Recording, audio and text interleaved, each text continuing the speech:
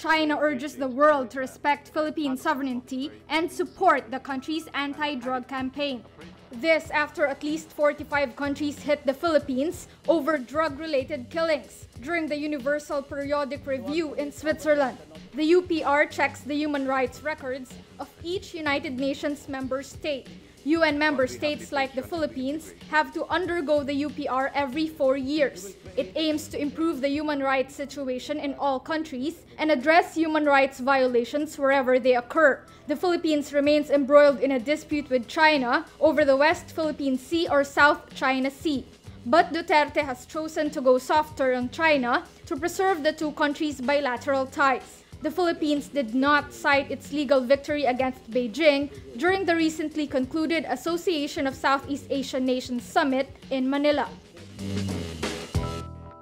The Senate will probe how the government uses intelligence and confidential funds after the twin bombings in Quiapo, Manila over the weekend.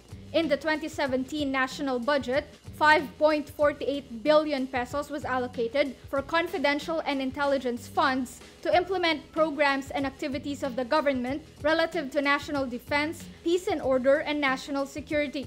But these are not subject to the regular auditing rules and procedures of the Commission on Audit. Senator Panfilo Lacson says there is a need to review the output of military and police intelligence. He adds more than 5 billion pesos intelligence funds should be enough to thwart such plots. Senate Majority Leader Tito Sotto vows to seek more benefits for solo parents after sparking outrage for his inappropriate remarks against single mothers. Sotto, who met with members of the Federation of Solo Parents Tuesday, says he would push for the amendment of the Solo Parents Welfare Act by December this year. The senator drew flack when he insulted Social Welfare Secretary Judy Taguiwalo's status as a single mother during her confirmation hearing last week. In the street language, when you have children and you are single, ang tawag dun na ano lang. The senator later apologized and said it was meant as a joke. On Tuesday, he said a fiasco was a blessing in disguise because it highlighted the plight of solo parents. Jakarta's Christian governor has been jailed after being found guilty of committing blasphemy. He was sentenced to 2 years in jail. Ahok Purnama was hauled to court last year to face trial for allegedly insulting Islam while campaigning for re-election, in a case critics said was politically motivated. The trial came after a series of major protests against him. This led to his loss in the gubernatorial elections last month to a Muslim challenger. Purnama says he would appeal.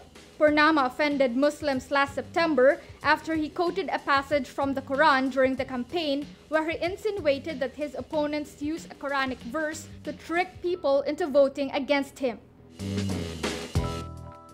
United States President Donald Trump insists there is no evidence he colluded with Russia after a Senate hearing that highlighted warnings that his former national security advisor was vulnerable to Russian blackmail.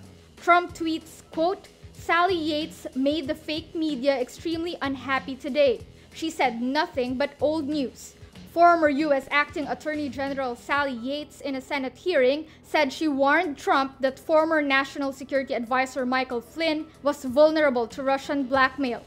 She says she told the White House 6 days into the Trump administration that Flynn had not been honest with Vice President Mike Pence about his discussions with the Russian ambassador. But Trump took 18 days before he dismissed Flynn, who had advised him on security issues throughout the 2016 presidential campaign.